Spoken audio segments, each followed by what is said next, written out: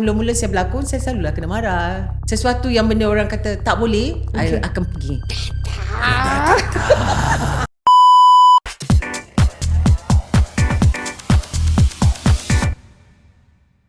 Bismillahirrahmanirrahim. Assalamualaikum warahmatullahi taala wabarakatuh. Bertemu lagi saya dan juga Dr. Mustafa. Apa khabar, Datuk? Kalau saya tak baik, saya tak adalah kat sini. Manalah tahu you tak baik tapi terpaksa datang sini. Tadi tak baik juga. Tadi tersesat jalan sekejap. Alamak. Tapi sebab kerja punya pasal, so kena baik jugalah. Kena Okay, terpaksa. tak apa, baik. Kadang-kadang is actually in your subconscious mind boleh buat a few things tapi without thinking. Maknanya kadang-kadang let's say for example you naik kereta, boleh drive, boleh sampai rumah. Macam mana sampai rumah? This is in your subconscious mind. Kadang-kadang yang subconscious mind yang tu memang jahat sangat. You masuk, you beli, you makan, baru perasaan you dah habis satu cheesecake. For example. Tak jahat. Itu bukan jahat. Itu terapi. Makan. Happy. Ini bukan terapi. Kalau let's say for example you cakap okay, dalam otak you okay, I tak nak makan benda yang manis. For example, okay, you sampai the level otak you dah kiri kanan atas bawah everywhere. Tiba-tiba you nampak you because stress out and you tak rasa, and this is your treatment. Subconsciously boleh buat benda, boleh makan, boleh minum, tapi you tak rasa. Sampai you habis balik you perasan dah habis kan. Macam mana beli ni? Betul. This we call it the subconscious mind. Satu lagi, perempuan. Saya tahu lah, mungkin kebanyakan perempuan lah. Bismillah. Kadang-kadang bila macam rasa stres sangat, kita crave for something sweet. Bila dapat benda sweet tu, contoh ais krim ke. Macam saya suka bingsu. Okay. Putih punya bingsu. Tapi yang tak manis lah. Bila dapat juga macam memang release stres. So apa kena mengena kerja tu dengan hormon ke apa ke? Okay, so basically kalau kita especially in our body kita a lot of signaling. Signal in, signal out, and you have a lot of antenna to receive all the signals. Some of the signals is based on hormones. So kalau kita, let's say for example, we say okay, apa kelenjar yang paling besar dalam badan kita yang secrete hormon banyak, you akan fikir pasal kelenjar dalam otak, kelenjar thyroid ataupun adrenal atas. Padahal hormon yang paling keluar dalam badan kita daripada GIT system, usus kita. Okay, so there are a lot of signals that actually come in and out. Let's say for example, pagi-pagi you bangun, bila you bangun, satu you nak pergi kerja ke whatsoever, orang yang pergi kerja also, dia berfikir macam apa nak breakfast, ataupun mood dia tak stable sampai dia makan breakfast. Because hormon yang keluar daripada perut you, dia akan hit 8 area dalam otak you. Hormon yang keluar daripada badan akan hit 8 area dalam badan. Okay, dalam otak. Dalam otak, okay. Okay, some of them functional, some of them emotional. Okay, one of those emotional thing is actually yang they affect secrete hormone serotonin, happiness hormone. Now, macam tadi kita podcast sebelum kita cakap kita exercise nak secrete hormone serotonin. Now, one of these hormones and actually dia akan secrete the serotonin is come from our gut. Now, the sugar is actually can really affect the circle in your liver. Okay? Then start to convert all this and stimulate the secretion of serotonin. You pernah makan orang makan coklat manis? Mestilah happy. Right, betul, right? Yeah, betul. So basically, that chocolate, because it will stimulate directly and indirectly the serotonin or hormone happiness in your body. That's why you can feel the happiness. Which is basically sometimes, especially in perempuan, and this is very common as well, in the time before their period. And they start to be like sugar craving. And this sugar craving doesn't matter. It's the same principle. But that one not about happiness and sadness. This is actually indirectly because the sugar will modulate the emotional part of their brain. So by any means, everything you makan akan jadi gula. Tapi yang you makan, let's say for example, you makan nasi because it's a filling effect. But when you makan chocolate, it's a taste effect. So that taste effect will give you like double happiness. Sebab tu bila you stress, you makan the hormone. The hormone. Tapi saya pernah baca juga, hugs peluk pun boleh bagi hormon. Banyak benda is actually akan secrete your hormone. Now let's say for example, bila you get panic, okay, so there are two different systems in your body, sympathetic and parasympathetic. Each one work against each other. One in the panic attack, one in the calm attack. One is the brightness, one is the calm, cold. One is actually increase heart rate, one reduce heart rate, and so forth. So same is actually for when you have a lot of things that will make you feel calm. Actually, one of them is actually that hug, because it's basically it will cause a lot of physical, emotional reaction. Okay, so let's say for example, banyak benda yang you perlu buat kita nak kurangkan nadi dalam badan kita. Kurangkan nadi. Nadi. Okay, because you bila you tension whatsoever, you dah rasa macam jantung. So okay, tarik nafas. Tarik nafas, kita macam orang musuh kita selawat sikit. Okay. Banyak benda yang boleh buat, whether it's physically or emotionally, it will stimulate these two systems in your body. Okay, So these two systems is basically they are actually acting and counteracting.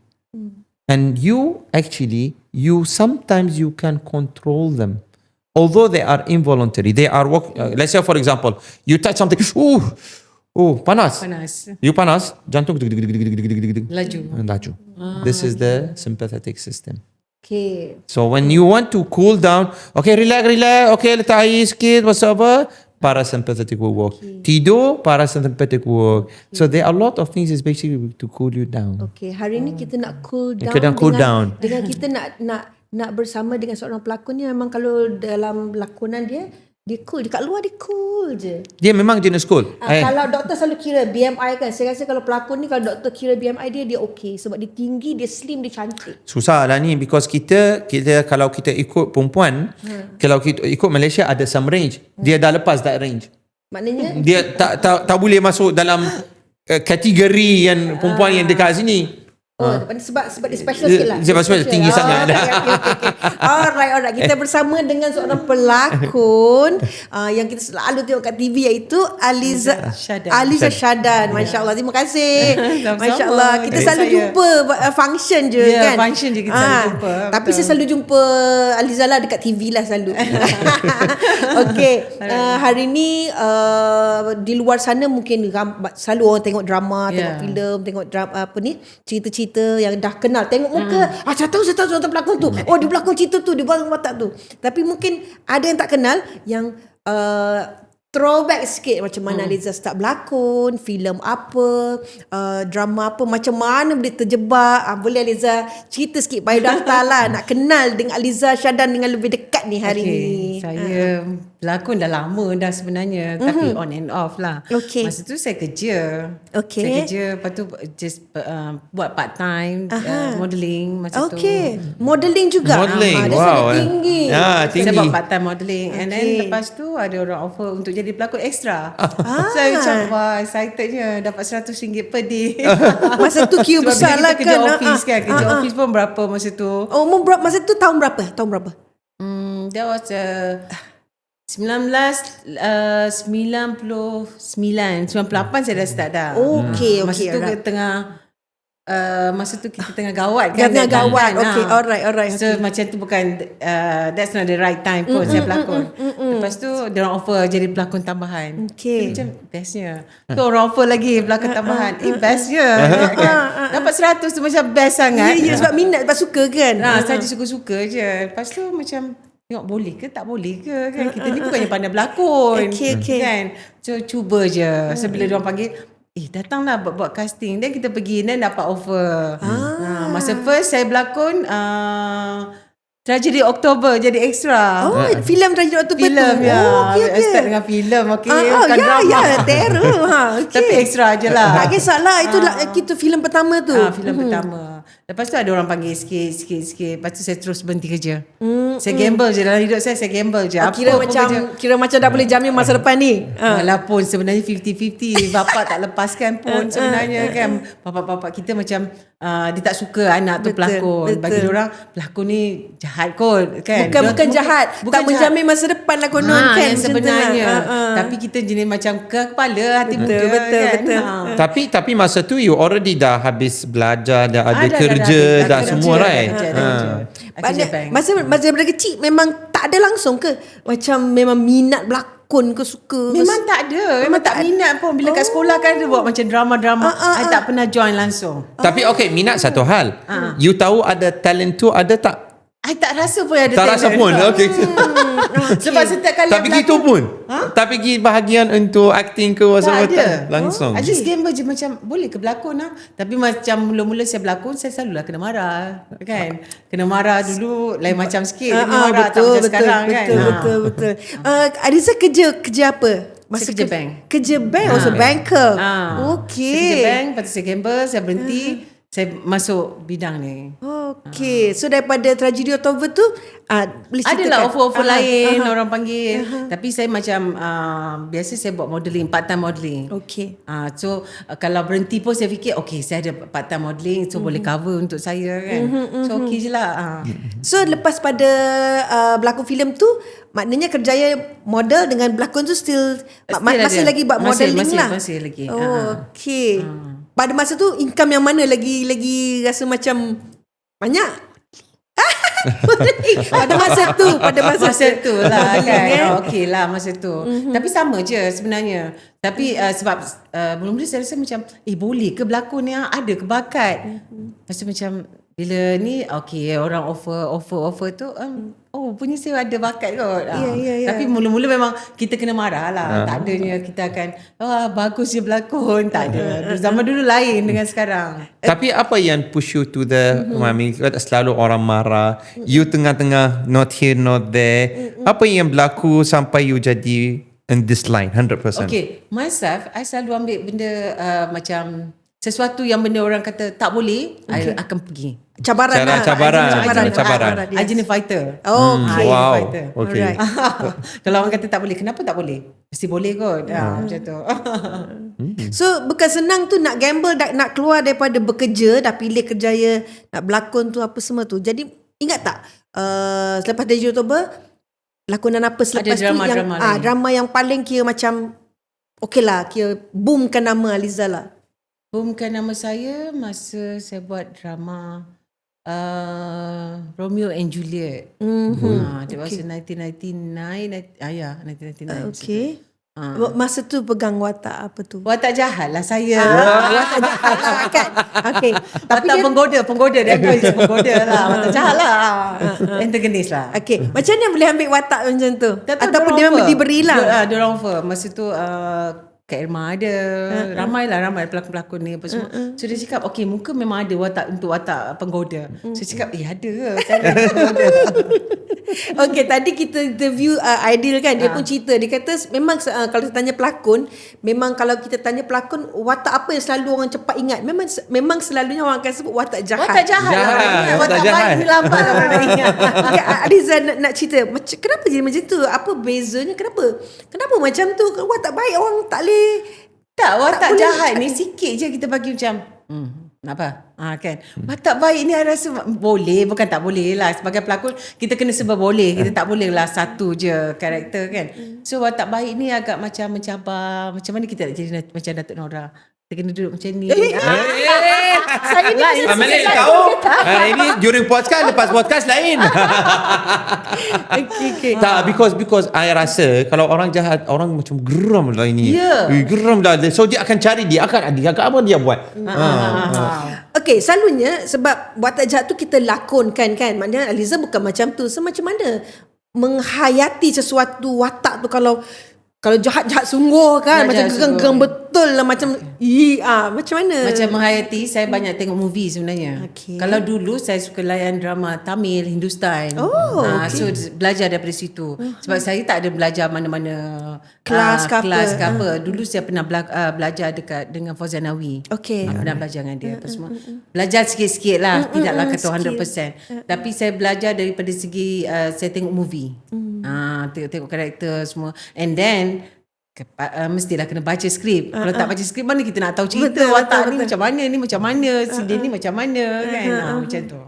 Wow. Tapi tadi bila kita cakap pasal benda ni, yang kita nampak macam kita orang biasa, bila kita duduk depan TV, kita nampak this is the end product, okay. Tapi apa berlaku waktu recording WhatsApp is total different game. Yeah. Macam mana you belajar daripada the end product, which is basically ada berbeza banyak daripada starting acting sampai you dapat this end product. I mean, it's not easy to dapat to be an actor from one TV like that. I mean macam kita, okay, let's say for example kita doctors, kalau kita doktor, okay, I nak jadi doktor, let me see other doctor how we do, then I will do. Doesn't work. You kena belajar betul, start from zero, baru ni. Kecuali kalau you ada some hidden talent inside. Yeah, maybe. Tapi tak tahulah, macam for myself, it's like macam I akan baca skrip ni, karakter dia macam mana. Okay, karakter dia jahat, dia macam mana. Jahat boleh jahat, tapi jahat ada pelbagai jenis jahat. So I akan baca betul-betul, study betul-betul, bukan sekali, bukan 2 kali, kadang-kadang 3 kali I baca untuk I faham karakter tu. Selalunya ambil masa berapa lama untuk menghafal, untuk digestkan satu watak tu? Bila kita dah baca the whole script, kadang-kadang macam kalau episod macam kita kita tunggu, kadang-kadang dia ongoing the script kan. Tapi diorang dah brief kita karakter. So bila kat rumah kita kena buat kena buat homework lah. Kalau tak ada homework, habislah hidup kita. So basically script you kena hafal betul-betul. Ada setengah director disuruh kita hafal, tapi tak semua director suruh hafal. Ada certain yang suruh kita hafal, kita kena hafal. Tapi ada setengah director dia akan bagi kita selesa dengan dialog bagi macam guide mana. macam mana Dia akan lah. guide kita apa semua. Mungkin Riza nak share selalu digandingkan dengan hero dan sebagainya kan, kadang-kadang suami dalam tu lah kan. So gandingan ataupun siapa yang paling ngam sekali macam dapat pasangan ni memang best, tak kira lah perempuan ke lelaki yang ada chemistry tu. Saya boleh bekerja dengan sesiapa je, tapi saya paling suka kalau saya dapat bekerja dengan Zamaru Hisham, Arash Muhammad, itu memang saya suka. Senang bekerja dengan diorang. Dan ramai juga pelakon-pelakon lelaki yang okey sebenarnya. Bukan tak okey. Tak okey kan bahaya. Okay, producer, kalau nak kira zaman dulu, sebelum ni lah, 19 something dengan sekarang, ada beza tak? Tak ada beza sangat lah. Sama je. Okay, so sekarang memang tak menyesal lah berhenti? Oh, tak menyesal. Sebab saya masa mula-mula dah baru nak berlakon, baru nak naik, saya jaga arwah bapak saya. Okay. So arwah bapak saya masa tu dia sakit dalam 7 bulan 8 bulan. So saya pun berhenti berlakon. Berhenti berlakon dalam masa tu dalam hampir setahun jugalah. Setahun dekat 2 tahun juga. Saya kahwin dan saya beranak. Badan saya cantik sangat. Daripada 55 kg, saya naik 110 kg. Pas beranak. That's why I cakap, kalau makan coklat tu, boleh makan coklat. Mungkin masa I pregnant tu, I tak control diet. Wow, banyak ni ya. Ya, 110 kg. Exactly double the weight. Ya, daripada pinggang I besar ni dia. Anak pertama lah. Anak pertama. I thought masa tu twin. Memang twin. Twin jatuh 3 bulan, jatuh 1, just maintain 1. Mungkin kebetulan masa tu saya jaga arwah bapak saya. So angkat dia apa semua, satu tu jatuh, satu lagi hidup. Subhanallah. 110 kg. Wow. Masa tu I bayangkan kasut perempuan dah tak ada, I pakai kasut lelaki. So macam mana? Lepas pada tu, macam mana boleh turun balik? Macam mana? Masa tu that doktor journey I tak tu. jumpa. Ayo. I miss that. 110 kg bila I tengok gambar I lama tu, dengan hidung I dah macam jambu. Nasib baik tinggi. Ya, itu pun dah macam giant tau. Macam mana turun? Bukan senang tu. Lambat itu seorang juga. pelakon kan lagi lah. Masa tu I tak berlakon, I tak jumpa orang, I tak akan jumpa orang dalam bidang. Kenapa? I rasa malu kot. Dulu pinggang kita besar ni, kata masa 26. That time 26. 26 I double pergi 30 plus, 38, 39 something I kot. So sangat susah nak turunkan berat badan tu. Daripada 110 tu every day I makan ice cream without fail. Coklat, nasi jangan cakap. Konon-kononnya baby yang keluar besar yang sebenarnya baby kerja anak I yang first tu keluar 2.2 kg. Oh, kecil je. Mak dia yang berlebih kg. Tapi puas lah I berhenti nak macam mana I pergi I ada pergi buat treatment tak jalan. Doktor tak wujud masa tu. Treatment lah, rap lah, ubat semua. Lepas tu I macam I stop nasi. Okay. Nasi I kurangkan. Tu pun tak juga. Because kita Caesar, so kita tak boleh berpantang yang 100% punya pantang tu, kita banyak ni apa semua. Yes. So I stop nasi, pergi selimut. Yelah macam-macam apa ni brand makan. Betul. Tak jalan, beribu I habis. Tak jalan-jalan juga. I stop nasi, lepas tu stop air manis. Air manis kalau Aminah yang ada gula ni 1 minggu 2 kali macam tu. Suffer gila kot masa tu. Then I tunggu apa jadi? Nanti dulu. Maksudnya memang pada masa tu. Tak, masa tu maksudnya memang malu nak jumpa orang, rasa insecure sebab badan besar badan kan. besar memang badan tak berlakon tak apa semua. I memang duduk rumah, I concentrate duduk rumah. Okay. Dengan anak semua. So buat segala nenek treatment tu berapa tahun? Sedih nak nangis. Dekat 2 tahun lebih jugalah. I pergi treatment tu badan I tetap maintain juga. Lepas tu pergi gym. Pergi gym okay, exercise semua. Lepas gym jumpa kawan, kopi, makan lagi. Si doktor dia exercise tapi dia lepas exercise kita makan lagi. Yang tu halal kalau you nak maintain sahaja. Kalau nak turun berat badan lain. Okay, kita nak dengar cerita dia. Okay. I also nak dengar cerita. So I stop nasi apa semua. I berpuasa. I puasa gigih ni nak turun berat badan. Tak juga. Time buka I buka betul-betul. So dekat 2 tahun lebih lah. 2 tahun lebih. 2 tahun lebih. Bila kita dah stopkan ni apa semua, I start exercise sendiri. I dah tak pergi gym sebab I tahu bila I pergi gym, balik gym I lepak, I makan lagi. Tapi sekarang dah macam okay, dah cantik, dah tinggi. Macam mana buat? Macam mana? Tak adalah macam mana apa. Mungkin adalah exercise buat pergi macam kita pergi jogging. Kadang I'm more to brisk walk sebenarnya. Brisk walk. Lepas tu malam pukul 7 I dah tak stop makan. Macam manis tu I makan sikit-sikit lah. Macam minum air manis tu I kurangkan. Tapi kalau I bekerja tak ada pilihan. Betul. Itu Betul je. doktor. Kadang-kadang kita punya life, cara kita bekerja tak sama macam doktor. Ya, doktor. Okay, what you think doktor tak kerja? No, doktor dia ada time dia, schedule dia. Kita life kita Dato, okay. Kadang-kadang I tak ada masa untuk nak minum air. Okay, dia kira go here, go there. You tahu apa I buat? I prepare. So one of the thing kalau one of the principle untuk lose weight ataupun maintain the weight, you cannot isolate yourself from the environment. Okay, let's say for example, kalau you kerja office, okay, kalau you lapar apa you nak? Minta kawan ada apa? Kalau the keropok will come out with chips, come up with all these things, okay? So apa you buat? In order not to go there, okay, you kena prepare, kena bekas some makanan into yourself. Especially untuk orang yang tak ada masa. On the go, you kena ada some bekas into all your emergency. For example, letak kurma, letak kacang, for example, buah-buahan yang boleh tahan, and minum air banyak, sometimes black coffee there in the tumbler. So these are the things keep me away from eating all the jajan-jajan. Kalau tidak, memang sedap. Memang sedap. Tapi what to do, you kena faham your badan jugalah. Badan kita jahat, memang lagi senang naik. Nak naik senang, nak turun susah. Nangis. Menangis waktu bila tahu? Bila kita nak pakai baju nak keluar. Ayo. Semua tak kena. Betul. Korset, segala korset yang mahal beli je tapi tak jalan juga ni.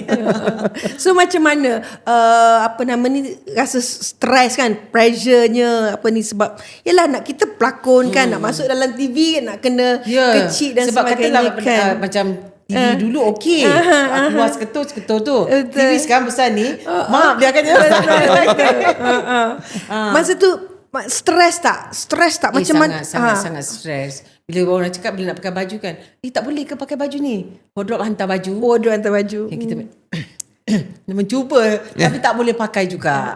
Tapi masa tu memang stres lah. Tapi tak nak, kita kena kuatkan semangat sebenarnya. Sebab tu kadang-kadang lepak dengan kawan ni best. Tapi kan bila kawan takkan tak makanlah sikit. Makanlah sikit. Daripada sikit tu jadi banyak, betul tak? Betul. Kan? Jadi saya makan apa yang saya buat, saya banyak minum air kosong dulu. Saya minum banyak-banyak, lepas tu confirm dah saya tak nak makan. Itu je saya buat. Sampai sekarang. Sampai sekarang. Sekarang makan jugalah. Kalau tak makan tu tipu lah pula kan. Saya makan macam biasa. Cuma malam saya kurangkan makan. Memang tak makan lah. Macam lepas pukul 7 tu I stop dah. Kalau tak stop dia akan pergi 100. Mungkin tu Kalau 100. tak stop kena jumpa doktor. Ya, kena jumpa doktor. Tapi this is very good principle. Cuma number one, we don't ask the patient not to eat. We ask them to change your diet. Yeah. So you kena makan. Betul. And the paling penting actually, you eat breakfast without guilt. So your breakfast apa you nak hantar makanan is fine. Breakfast tak? Breakfast. Okay? Janji tak ada minyak. Lunch is still the time for you to enjoy. Dinner is the time for you struggle. Itu betul-betul kena jaga your dinner. Betul-betul kena makanan you clean. So what you do, the principle is good, but it doesn't mean you tak makan. You kena makan. Tapi I selalu skip. Kalau I makan breakfast, lunch I tak makan. Oh, yang tu also tak betul. Tak betul juga? Tak betul. Alamak. Because you ada dalam... Nanti sebab kenyang lagi kok. Macam Dia mana bukan makan? macam ni. You kena faham. Your body, you have something called biological clock. Alright? Okay, so kena always kita tanya. Matahari, okay. Subuh, pagi start pukul berapa? Malaysia. Pukul 7. 7, 8, agree? Yeah. Agree? We all agree. Yeah. This biological clock is all agree because we know matahari keluar pukul berapa. So your biological clock, bila you dah set up already, pukul 7, matahari keluar, pukul 8, your hormone start to come out. Cortisol. So hormon yang ghrelin yang itu, yang rasa lapar, dia keluar dalam satu hari 3 kali. Breakfast, lunch and dinner. And ada satu spike supper. Late one. So kalau you tak ikut, okay, hormon tu bila dia keluar, dia nak berfungsi. Fungsi dia kena hadap makanan. So kalau you tak kasihlah dia makanan during these 3 times, dia actually your metabolism tak betul. Okay. So orang dia cakap, I makan satu hari sekali tapi berat I tak turun. Because you are bringing your metabolism down. You tak makan betul. Kena makan betul. Ikut you tak boleh tukar Tuhan apa yang tu. Sebab tu kita, kalau from medical point of view, intermittent fasting can, but you cannot do it forever. You cannot do it forever. All this keto diet whatever, you cannot do it forever. We have a lot of failure cases and hancur their hati whatever because tak ikut. You kena ikut benda ni betul. Now yang betul, tukar jenis makanan. Makanan you elok, tapi you kena makan 3 kali. Tapi kalau kita dah makan nasi lemak, makan roti canai, confirm dah kenyang. Tukar. Tukar. Dengar sini. Tukar. Kita cakap jangan bukan. Okay, so let's say for example, roti canai itu boleh jadi chapati. Okay. Betul? Ya, sedap. Okay. Nasi lemak, for me, I makan nasi lemak. I tak makan nasi lemak pagi. Kalau you give me nasi lemak, I boleh makan lunch. Tak boleh makan pagi because sambal dia, santan dia, all this yang heavy, dia akan actually take a lot of your energy which you needed for your brain morning and actually bring it down. Then they say come with the concept, actually nasi lemak is good because it's a complete meal. Betul, but it is very heavy meal. If you are a contractor, construction, you eat nasi lemak, it's fine. But if your life is actually tak banyak physical whatsoever, nasi lemak is not good for you. For myself, I take it as a lunch. So there are a lot of concept in diet which we think that we are doing it rightly, but it is not rightly for our weight loss. You akan struggle. Padahal actually, lagi makan betul, berat badan lagi akan turun betul. Saya tolong jawab. Macam kita, bila kita pelakon kan. Pelakon lagi lah bila dia on set. Dia kena makan. Lepas tu dia kena tunggu. Dia tak boleh macam tengah set, lepas tu dia kena berhenti makan sekejap. Betul kan? Dia kena tunggu. So dia tak boleh macam, unless you are diva lah, stop kejap nak makan. I don't know lah macam tu. So kita kena makan makan tu untuk energi kita, mungkin sampai petang boleh makan. Ya, betul. I tahu macam kalau I believe also Datuk, kalau let's say performing, I know some of the singer they don't eat because they cannot eat and sing. Yeah.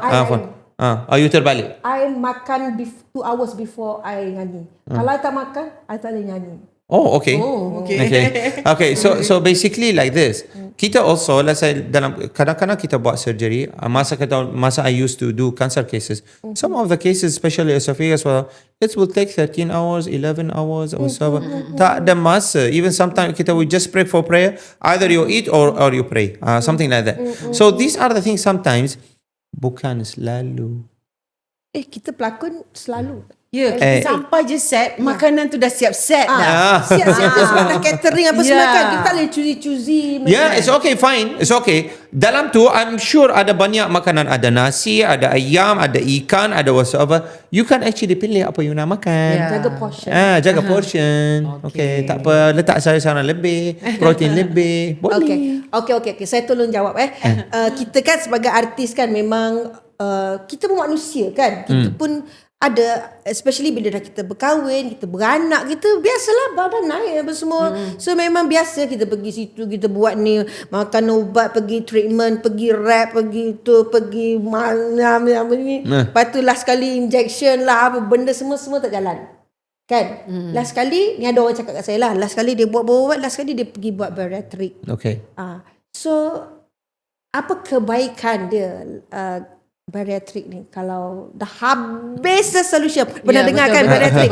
So mungkin Aliza nak tanya. Okay. So basically, the principle of bariatric people, they think bariatric is a weight loss surgery. It is not weight loss surgery. It is meant to be to treat penyakit-penyakit yang you ada dapat because of masalah berat badan. So basically, even kalau title kita, we are metabolic surgeon. So basically, kita akan membaikkan masalah metabolisme, akan membaikkan semua penyakit yang you ada macam darah tinggi, kencing manis, sleep apnea, jantung, paru-paru, and so forth. Okay, so now, if you take it as a purely weight loss, is it? Yeah, we take it as an ultimate weight loss solution. But you cannot take things for granted. Okay, you buat surgery, goyang kaki. Don't tell me saya bukan exercise, bukan whatever. I tak nak ajak makan, I minum air manis. Jadi cantik. Jadi cantik. Okay. So basically, baju boleh pakai. Okay, so one of the principles into weight loss, kalau you, let's say for example in obesity class 2, you are super qualified. No question asked. You need bariatric. Into patient yang, let's say for example, yang obesity class 1, they are not qualified. But can they do bariatric? Yes, if they have penyakit, if they have some physical disability, or there are some of those options, fluctuant weight, berat badan dia naik turun yang I dah pernah already. Familiar je. Familiar saja. No, then I'm coming to other one. Is that patient desire? Maknanya patient in obesity class 1 tapi dia nak buat benda ni because already dah try macam-macam. Okay? So we as long we explain to the patient, we tell them that is actually this is what you're going to go through. You are going to go through surgery going to change in everything. Surgery ada maybe complication. You have to be prepared for this. Although the complication is actually literally very trivial, but you have to go there, be changing lifestyle, you have to change this, change that. So patient understand the whole concept. Then actually even those people also can do the surgery. Maknanya tak semesti berat badan you naik bergila-gila to be super qualified for that. So in Malaysia we have guideline, CPG guideline. And each country in the world they have a different guideline. Like Japan, for example, they actually obesity far below our obesity. And for your interest, actually, between Asian and European is different. We follow Asian is even lower because BMI requirement because of the short stature. Of course, Alisa tak masuk because dia tinggi. over tinggi. Dia masuk dia masuk European classification. So ada banyak benda yang tu. In bariatric, there is no way that you're not going to lose weight. It's just the idea actually to emphasize on how to change yourself and how to maintain the weight. Kita ajak the patient lah. But they have to be prepared for the changes and everything lah. So this is where we are going to assure for them they're going to lose weight. We are going to teach them how to maintain the weight. Okay. Berat Aliza sebelum ni, masa muda-muda dulu berapa? 55. Maknanya 56. sekarang? Jangan tanya. Tak, maksudnya Hey. Dua benda tak boleh tanya. Boleh. I know. Boleh. I know. So Ni CC plus. sebab anak cakap kat dia macam mana kita nak pergi rewind masa itu dulu memang balik jauh sangat kita nak kan. pergi balik tu. Jadi semua cita-cita perempuan nak cakap Okay. kalau boleh nak kembali pada zaman 20-30 tahun dulu, berat badan yang dulu. Nak throwback lah. Nak kan. Memang ada cita-cita tu kan. Itu cita-cita dia. Jadi bila dah habis orang cakap habis, dah habis kaedah ada cara, saya rasa mungkin last kali jumpa doktor lah. Ya. Mungkin last nanti saya jumpa doktor kalau masih itu tak saya nak cakap. Kalau zaman tu memang you perlu kalau masa tu saya jumpa doktor, memang terus habis. badan saya macam ni. Sebab doktor selalu marah saya. Dia kata bila jumpa perempuan, dua benda jangan tanya. Umur dan juga berat badan. Age and weight. Itu sangat sensitif kan.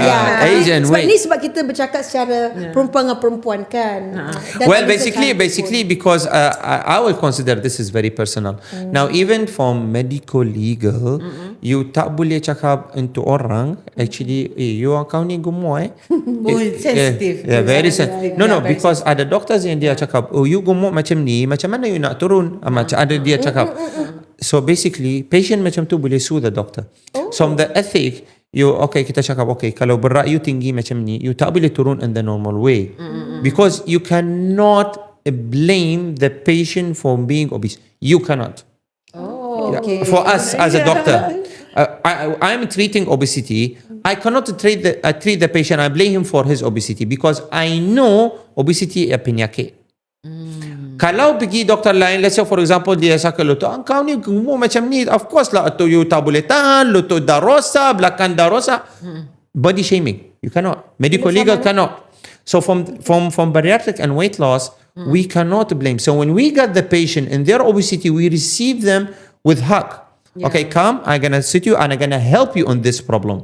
Because baru you consider you are a bariatric surgeon.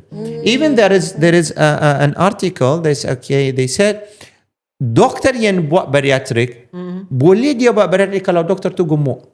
Ada doktor yang gemuk, buncit, perut besar, whatever. Macam mana you nak convince patient turun berat badan? You gemuk, so ada satu patient. I operate dia perempuan. So bawa anak dia lelaki, umur dia 16 tahun. Besar, betul-betul sangat besar, super obese. So I tell him, so kita nak kita buat full assessment because ini budak ni kita make sure all hormone good and whatever, tak ada masalah lain, penyakit. They have to go for, there's a special committee for it. So I cakap, kena pergi doktor, tak pernah. Kita banyak doktor endokrin. Yang last one dia marah kita sampai dia marah the doctor. So the doctor, dia tell him, you kena buat macam ni, you kena dah macam ni, makanan whatever. Apa dia jawab? All this, you go and tell yourself, you lose weight first before you come. Apparently, the doctor tu besar. So dia marah after that, he refused to see any doctor. Because the doctor, they blame him for being obese, and he is seeing the doctor, they are themselves not taking care of themselves. He found it not fair. And he is just 16 years old. So that is why ramai pergi jumpa doktor sebab doktor handsome. Handsome. Lepas tu ada patient cakap siap tahu, siap hafal doktor punya perfume dekat klinik. Perfume sampai perfume boleh tahu. So orang kata sampai tengok doktor, pergi tengok Dr. Mustafa. Alah. Jumpalah Dr. Mustafa. Tak adalah. Tapi very important principle. Bila you jumpa your doctor, you kena, this is your comfort zone, right? You kena jumpa doktor, mesti doktor tu smart, mesti clean, mesti like smell good whatsoever. And masa I kerja university, ada satu doktor, kalau you pergi klinik dia, yang pakar dia, he is head of the unit, kalau you tak pakai macam suit, tie whatsoever, he fire you out. Tak boleh masuk. Tapi betul juga macam katalah kan, kita nak jumpa doktor kecantikan. Yalah, betul lah. Make sure muka kau mesti elok. Muka kau tak elok, mana jadi muka kita, betul tak? Dia kena represent. Kena represent. Yes. Penting sangat. Benda tu sangat penting. Macam kata okay doktor bariatric, si doktor ni mesti smart, tinggi, kan? Dia memang ada six pack. Mesti lah kan, kita bayangkan macam tu. You tahu Kak Lisa, if I go for a run, I can match my shoes, my socks, my short, my this one, I put perfume also. I'm running alone on the road. I like to smell myself. It's okay. Wah. Isn't it? It's good, right? Tengok dia Whatever punya you do for presentation, yourself, right? Isn't it? Yeah. Yes. You're right. Tapi betul lah, memang kita kalau jumpa doktor Betul lah. mesti kita nak tengok, okay, maknanya doktor ni memang boleh buat. Kalau doktor tu besar, Ah. okay, nak convince kita macam mana kan? Betul. Okey, apa pun sebelum saya lupa saya nak ucapkan tahniah. Hari tu anak Aliza jadi pilot kan? Oh, dia baru grad. Wow. Boleh cerita sikit anak yang keberapa tu? Itu anak first. Itulah yang twin tu. Ya. Yang itu. tu boleh cerita sikit macam mana dia, kenapa tak jadi pelakon ke, kenapa ke arah itu. Ke arah itu. Okay. Cerita sikit. Anak yang first tu sebenarnya Perempuan kan? Anak saya dua-dua perempuan. Okey. Dia lah twin tapi dia seorang hidup. So saya tak terfikir pun dia nak ambil aviation punya ni. Okay. Yang first tu mula-mula saya ingatkan dia jadi accountant Ikut ke apa. mak dia lah. Ikut mak dia ke makcik-makcik dia semua kan. Rupanya tak. Lepas tu saya dah nampak dia punya minat dia form 3. Form 3. Form 3. Masa form 1 tu tak nampak lagi. Kita ingatkan okay lah mesti accountant, doktor. Yeah. Sebab our family ramai doktor. Okay. So macam okay doktor atau accountant. Punya tak. Kan. Lepas tu form 3 saya nampak dah minat dia lain. Okey. Dia minat dia macam lain macam dia suka sport. Anak I suka sport kan. So dia macam aktif, tak cakap lagi. So bila I masuk bilik dia, so all dia punya buku semua pasal aviation. Kat situ dia minat lah. Dari situ dia minat. So form 4 dia dah ni apa semua. Kita macam tinggi ni kos ni. Ya, betul. Kan? Memang mahal. So form 5 dia dah cakap dia nak ni. So dia score yang mana penting je. Yang masuk cukup Yang untuk dia mencukup, untuk mencukup. Pandai dia memang force ya. Form 3 okay. Kita macam wah dia memang straight semuanya. So masa form 5 kenapa dia score yang ni yang ni kenapa dia tak score kan? Dia diam. So masa kita tengah apply tu kebetulan masa tu COVID. Okay. Lockdown. Okay. So masa tu dia down. Dia lockdown dia pun down. Dan anak I apply dekat uni dekat Unimaps dekat Perlis. So habis itu kita pun cakap kena Umi, kakak macam mana pun kakak nak juga. So cakap okay habiskan dulu diploma. So habiskan diploma. Then apply dapat. So alhamdulillah dia baru habis. Alhamdulillah. Belum fly lagi. Belum fly lagi. Belum Sekarang fly. baru tengah tunggu license. Okay. Okey. Perasaan sebagai seorang ibu. Masa dia first time nak fly tu alone kan, masa tu I rasa macam segala solat I buat.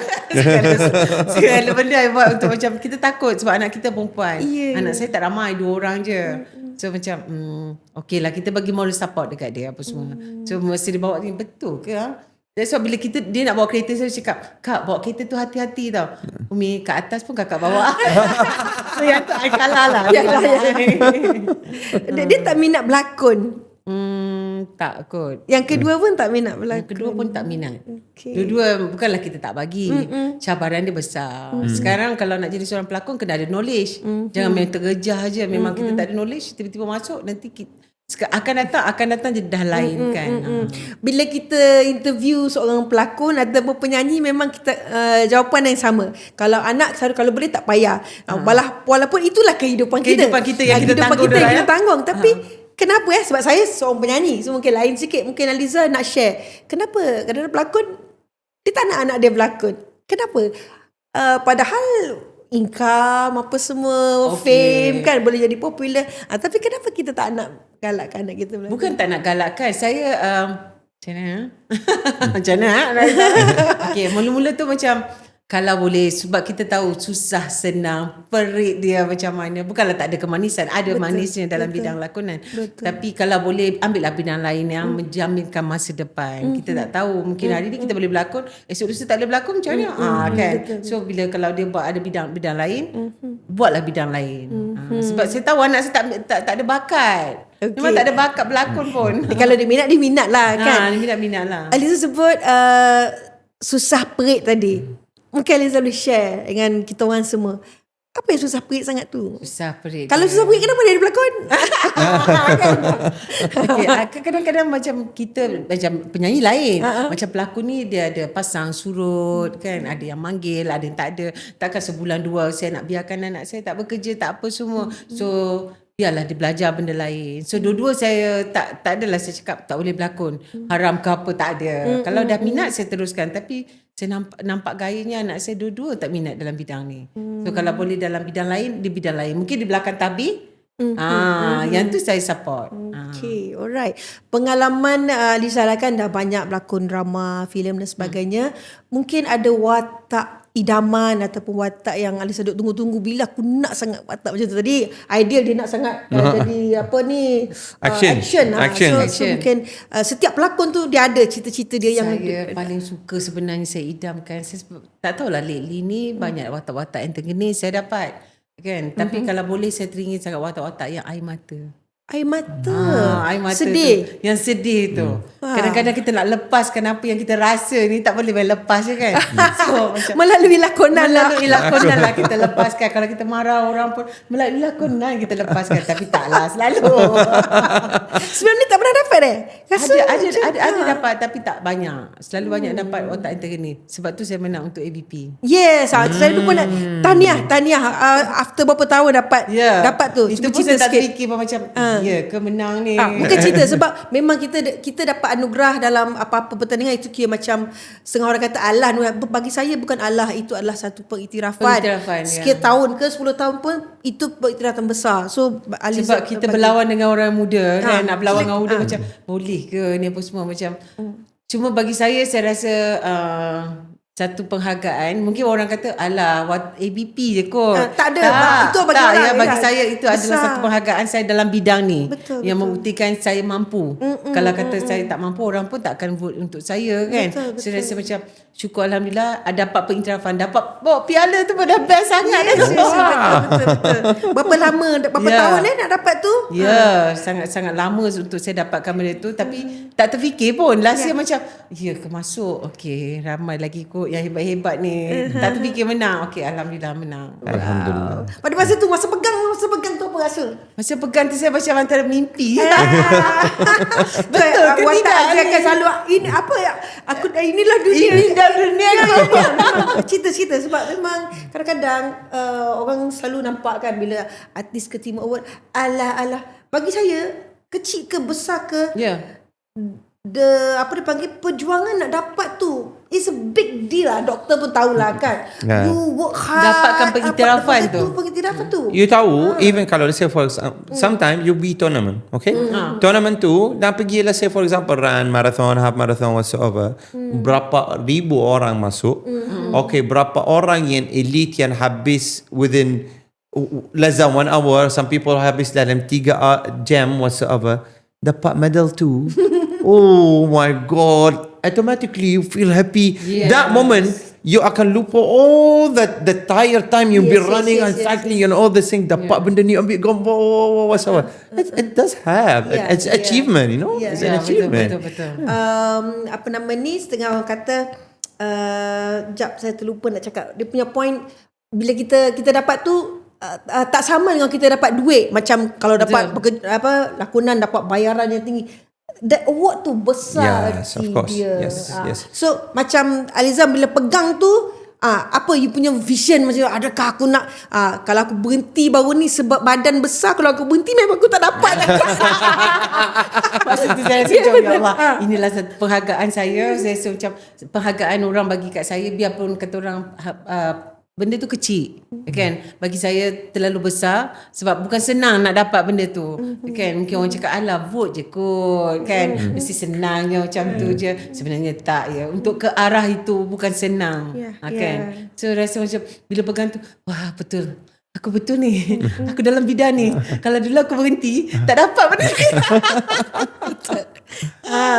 So memberi semangat lah Bagi mungkin lepas semangat ni buat nak saya. berlakon lebih baik lagi. So mungkin lepas ni aim for another award ke pula yang lebih besar. Takut pula ke arah tu yang besar sangat tu. Baik, insyaAllah macam kan? biasa kita sebagai seorang, kita dalam hidup kita sentiasa nak ada matlamat hidup, vision kita, betul tak? Kalau tak ada vision tu susah juga. Paling tidak macam katalah kita nak makan, okey kita nak hari ni nak makan roti, kita tak nak makan nasi, tapi sebenarnya sama je tu kan sebenarnya. Lebih kurang macam itulah. Maksudnya saya nak buat yang terbaik lagi. Macam tu. Okay, kalau kita tengok sekarang di social media kan, peluang artis atau pelakon makin senang nak popular kan. Ya. Dulu macam susahnya Susah. nak popular kan. Sekarang you viral Hardcore work, sikit, yeah. viral sikit apa. Kadang-kadang viral bukan sebab lakonan dia pun, tapi terkenal, dan sebab rating terkenal tu diambil oleh producer kan, selalunya macam tu. Jadi mungkin Aliza sendiri nak cakap industri kita macam mana, adil ke diambil bakat dinilai dengan populariti, viral, dengan bakat semua jadi. Tapi disebabkan sekarang kan kalau benda tu tak viral, benda susah orang nak ambil ke apa semua. Bagi saya sebenarnya boleh buat viral tapi seiring dengan bakat. Kalau viral je bakat tak ada, susah. Kita bukan kerja kita macam ni 3 orang tak. Ini kita kerja satu tim menyusahkan orang apa semua. Tapi kena seiring lah. Bakat dan viral tu kena ada. Sebab zaman sekarang senang je, kita tak buat apa, beraduh je kat depan tu. Kalau lagi viral, shoot. Lepas tu post. Kan? So lepas ni kalau Aliza dia, kita tengok ni, kita cakap, oh dia hati-hati dia buat. Saya tak ada lah. Tak ada, saya gurau je lah. Tak ada. Kita main-main je. Orang yang ada bakat, dia tak perlu buat macam tu. Betul. Orang yang malah nak cakap lah. Okay, apa tadi, Aliza tengok industri kita sekarang berkembang lagi ke tidak? Adakah macam Aliza nampak lepas ni nak berlakon filem, nak pergi ke Indonesia ke, nak pergi keluar sana ke, macam mana? Sebenarnya kita punya bidang ni sebenarnya berkembang sebenarnya. Okey, kita ada macam-macam. Kita boleh buat drama TikTok. Betul. Kita ada IG punya Sekarang semua. kan, Sekarang banyak terlampau banyak. Tapi kena pandailah. Kerja, maksudnya kita kena maintain kita punya akting, cara kerja kita macam mana apa semua. Kita kena seiring benda tu. Kalau kita tak jaga populariti sebab bakat je pun susah juga. Betul. Bahaya juga kan cakap tu. tak apa. It's okay. Tak It's apa, a free it's and okay. easy podcast. Kita bercakap secara jujur kan. Pernah kena kecam tak? Saya tak. Saya sangat kurang buat gosip ni. Oh, dia baik. Tak adalah orang kena kecam tak? Ada orang kecam saya sangat lah. So lepas ni berlakon antagonis, nanti banyak kena kecam. Banyak benda kecam, maksudnya watak yang dilakonkan itu berkesan lah, kan. Tapi kalau orang kena kat luar, tak sama dengan kat luar dalam drama dengan kat luar lain. Lain lah. Betul. Saya pun selalu tengok Aliza tu, bila kita jumpa macam saya tahu tengok dia berlakon selalu dalam, cuba bertunjuk sikit watak, mungkin doktor tak tengok. Tengok tapi usually more into personality yang stiff sikit. Macam ni nampak very Nampak kelembutan kan. Saya dah rasa dah saya memang lembut. Itulah maksudnya, macam mana dalam drama filem tu keras ni, ya Allah, sakit hati betul aku tengok macam tu. Macam mana Macam mana? Kena menghayati lah karakter tu. how you change your character tu kan. Sebab tu saya punya perangai, saya suka tengok movie. Saya akan tengok karakter ni macam ni. Okey lah, karakter dia kena duduk macam ni. So saya akan tengok movie apa yang sesuai dengan tu. Dan dalam masa yang sama kena study lah. Kalau tak study pun susah juga benda tu. Dialog apa yang paling Aliza tak boleh lupa? Dalam banyak-banyak mesti ada dialog yang macam, Apa ya? aku tak boleh lupa dialog tu. Saya ada satu filem, saya buat cerita pusaka. Filem Cerita hantu. Okey, cerita hantu. So kita kena pandang ke atas.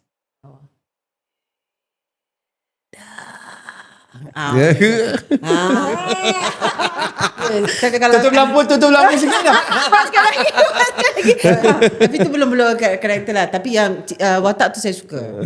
Watak hantu lah. Jadi So, hantu. bukan watak hantu, dia macam thriller movie lah. Okey. So watak tu sentiasa akan terngiang-ngiang dengan saya. Dia macam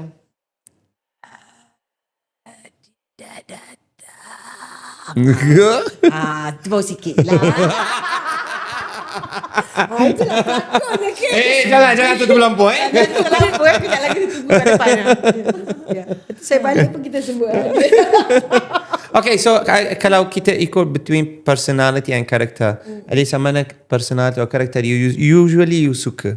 Orang baik, orang jahat, orang macam horror movie, apa personality? Komedian tak? komedi boleh, bukan tak pernah buat, tapi komedi tu sangat susah sebenarnya. Susah, right? Semua orang ingatkan komedi ni senang. Bagi saya komedi sangat susah. Dapat pula dengan otak-otak kita cakap dia dah jawab dah. Kita baca berdialog kita ni dia dah ke depan dah. Kan susah sebenarnya, komedi sangat susah. Saya tak tahu lah orang lain boleh pernah buat bukan tak pernah buat, tapi bagi saya sangat susah. Tapi sebenarnya enjoy kalau buat komedi sangat enjoy. Tapi kalau watak baik saya dah pernah buat. Watak cacat je kot saya belum pernah buat kot. Watak cacat. Cacat belum pernah buat lagi. Watak jahat dah tentulah makanan kat situ. Kan. Watak macam tu lah. Paling you suka? Paling I suka. What do you think you are good in? Paling kena dengan diri lah. Kena dengan diri apa? Antagonis tu memang sesuai dengan dia berlakon, bukan sesuai dengan dia, sebab dia berlakon. Saya sebenarnya tak banyak bercakap sangat. Bercakap tapi dalam few minutes saya akan diam. Macam tu. Personality saya sangat berbeza dengan watak yang saya lakonkan dengan diri saya, sangat berbeza.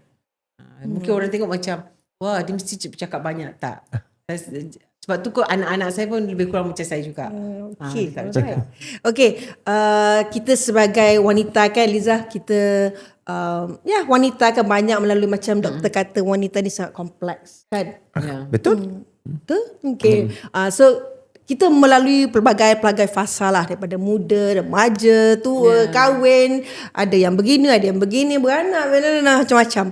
So macam mana Aliza sebagai seorang pelakon, model lagi, mengharungi dululah itu kita buat part time je. Tak apa. Maknanya nak the journey tu, the perjalanan hidup tu, macam mana you go through. Macam sekarang kalau kita tengok macam-macam orang sekarang dengan mental health-nya, dengan kadang-kadang ada yang sampai peringkat bunuh diri dan sebagainya, macam-macam kan. Tak kira lah pelakon ke apa ke, sebagai wanita kan. Dia mungkin Liza nak share dengan penonton luar sana, macam mana kita nak stay calm, nak rasa kalau sebut sabar tu macam mana kita nak sabar, kesusahan kita seorang lain. Macam mana Aliza? Macam saya kalau saya ada masalah lah, contoh saya ada masalah, saya takkan bagi tahu dengan semua orang. Even orang yang terdekat dengan saya takkan tahu saya ada masalah. Saya jenis sebolehnya saya akan sorok masalah saya dan tak perlu orang tahu. Kadang-kadang masalah stres. Saya ingat sekali masa saya lepas beranak, lepas tu saya sangat stres dengan badan saya sangat stres dengan mungkin pertukaran hormon masa tu. Sampai satu tahap saya dah rasa macam saya give up dengan hidup ni. Give up maksudnya macam aku tak boleh ikut dengan hidup macam ni. Aku kena keluar daripada kepompong ni untuk ni. Tapi saya pula jenis saya jenis macam saya akan suka keluar. Saya habiskan masa saya dengan berjalan. Kalau tidak, tahap saya masa dulu, bayangkan 55, naik 110 kg, nak turunkan berat badan tu, pergilah kata 70 ke 60 tu sangat susah bagi saya. Saya sangat stres. Lepas tu saya suka berjalan. Saya pergi window shopping. Pergi shopping tu kurang lah sikit lah kan. Window shopping. Saya akan pergi buat exercise apa semua. Macam sekarang kalau kata saya ada masalah dan saya tak nak orang tahu pun saya ada masalah. Itu adalah perangai saya. Saya kurangkan bercakap. Katalah social media orang takkan tahu saya ada masalah dekat dalam tu. Kan. Struggle saya dalam bidang saya ni pun saya tak nak orang tahu. Seboleh-bolehnya saya akan buat benda-benda macam pergi bersukan, pergi holiday. Itu adalah saya. Kenapa tu Allah datang? Doktor nak air saya. Tolong. Tak. Apa tu? Apa? Tak, sebab dia selalu cakap kena exercise. Ya kita cakap exercise. Bukanlah setiap hari. Kadang-kadang seminggu sekali saya buat benda-benda tu. Tak, tapi our point actually bila kita memang we have a big discussion about it. Atau saya kalau sakit kepala, I pergi run. Saya kalau sesama akan run. I kalau stres, I pergi run. Dia cakap macam mana you kalau you stress you go run? How you whatsoever? You kena duduk rehat atau no? Oh tak boleh, kita kena run. Dan kita rasa ada satu Yang tu. Betul tak? Betul tak? Saya stres lah. Bila stres kita duduk, dia lagi akan tambah kita stres. Yes. Saya nak pergi lari That's why- sekarang. So hari ni tengah kereta dia nak balik rumah jalan kaki. Oh, jalan kaki jauh. Okey, teruskan. Jadi sebagai wanita, Jadi sebagai seorang wanita, kita macam kita kena kuat. Macam saya, dalam adik-beradik saya ada 4 orang, seorang dah meninggal, tinggal 3 orang, saya seorang perempuan. okey. Alhamdulillah saya dapat 2 orang pula anak perempuan, tak ada anak lelaki. So macam mana saya handle masalah saya, bukan dengan bercerita dekat orang. Saya jenis jadi seorang wanita yang kita boleh handle diri kita, handle masalah tanpa melibatkan orang lain. Self-contained. Ya, itu saya. Saya tak tahu orang lain kan. Ya. Interesting ya. Sebenarnya. Tapi at least kita ada something share. Dah berapa orang duduk atas kursi ni jawab benda yang sama, bila dia penat, bila whatsoever rasa macam tak betul, pergi exercise. Sampai sekarang Datuk tak nak terima benda ni, alat tu. Tak pernah, tak nak terima. Tapi ada setengah orang ada masalah, dia akan tidur. Dia akan tidur. Macam saya dulu, kenapa saya gemuk? Sebab bila saya stres, saya makan. Tidur. Kalau saya stres, Stress eating nama dia. Stress eating. Sebenarnya itulah caranya untuk kita jadi seorang wanita yang kuat. Bukan senang. Kan? Dan saya rasa kalau prinsip macam ni yang Alisa pegang, maknanya dah berapa tahun sekarang, dah berapa tahun dalam industri? Dah More than 10 years je senang cakap. so mungkin itu adalah tips lah untuk stay relevant dan masih kekal lagi. Mungkin nasihat-nasihat Aliza juga untuk pelakon-pelakon yang baru nak jadi pelakon. Kalau nasihat saya pada pelakon-pelakon baru, kalau nak jadi pelakon di zaman sekarang, kena ada pengetahuan. Okey, bukan setakat pengetahuan, kecantikan tu memanglah wujud kena ada. Bukan kena ada, memang tak cantik pun boleh berlakon. Siapa kata cantik je semua boleh berlakon? Tak cantik pun boleh berlakon. Janji ada bakat, kan? Bakat, dan kita kena jujur.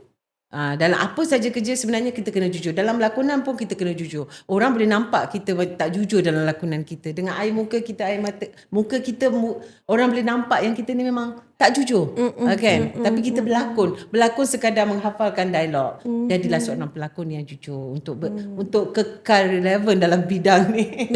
Betul. Pendapat Aliza juga macam pelakon sekarang, kalau nak jadi pelakon dalam drama ke TV, kena ada package. Package tu maksudnya kecantikan. Package lah, maknanya kena ada semua. Kalau tak ada semua ni susah Tak juga, sikit. tak juga. Ada juga yang tak complete package dia. Boleh jadi seorang pelakon, kan? Tapi bakat tu kena ada. Bakat kena ada. Itu paling penting. Kalau di Malaysia ni siapa pelakon yang Aliza minat? Ya, perempuan lelaki. Tak kisahlah, perempuan. Satu perempuan, satu lelaki. Kalau lelaki saya suka Faizal Hussein. Faizal Hussein, tu orang lama tu. Ya, saya suka sangat lakonan dia. Kalau perempuan, bukan passion saya kan. Tak kisah. Okay, saya suka Oji Ahmad Daud sebenarnya. Oh, Saya itu suka Azura tu. Ya. Dia masuk je, pam, terus suka. Kan? Ya. Saya suka lakonan. Kenapa? Mungkin boleh share. Bila kita sebut tu kan, memang serta-serta pelakon tu memang macam tu lah. Tapi kenapa tidak pelakon-pelakon sekarang? Kenapa dia orang tak ada Sebab pelakon lama dulu dia datang dengan bakat. Dia datang dengan bakat. Kita tahu dah. Okey, tiba-tiba watak sekarang ni jadi watak Walid. Apa? Walid Faizal Hussein. Dia complete dah datang. Dia datang dengan roh dia datang kat situ, datang kat set, kita boleh rasa inilah Walid. Macam Oji Ahmad Daud. Oji Ahmad Daud kat luar, tapi kat dalam okey. Sampai je masuk je. Okey. Sekarang saya nak buat watak apa ya? Dia terus dia dah in character. Ya. Wow.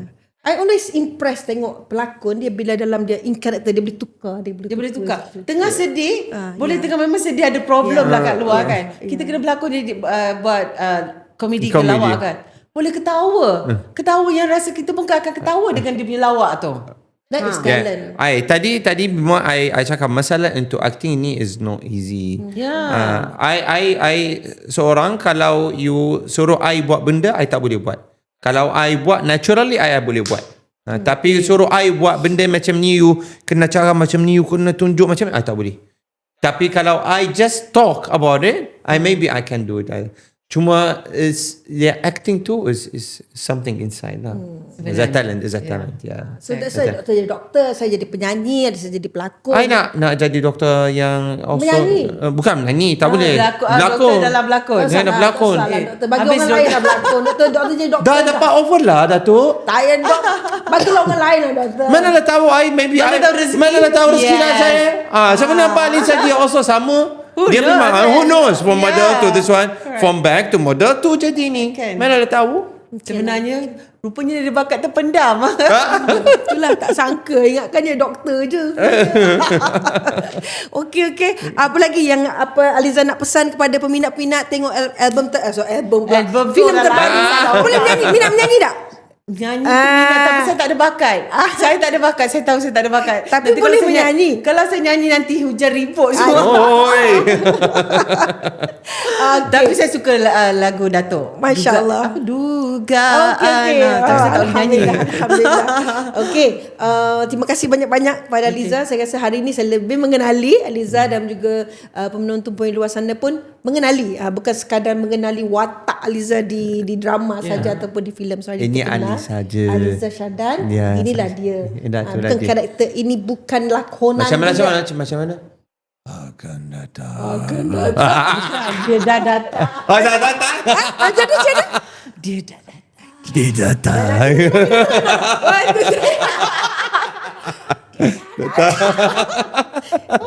Ni kalau kita berlakon, orang bukan takut orang kita. Tak boleh. Habislah ni. 1 tahun langsung tak dapat 1 ayat pun. Okeylah. So terima kasih sekali lagi pada Aliza Syadan dan kerana sudi datang sini share macam-macam dan kepada Dr. Mustafa. Terima kasih Okey. Menyebut saya. Okey. Terima kasih sangat-sangat. Banyak. Jangan lupa tengok Jom Take 5 bersama dengan Dr. Mustafa. Terima kasih. Terima kasih Aliza. Hey, lupa. Thank you very much. Sebab ada ingat. Dia kena Dia dah datang. Terima kasih kepada Next Creative. Okay, terima kasih banyak semua. Thank you. Thank you Kalisa. Terima kasih. Terbalik dari sini macam tu. Alright, terima kasih.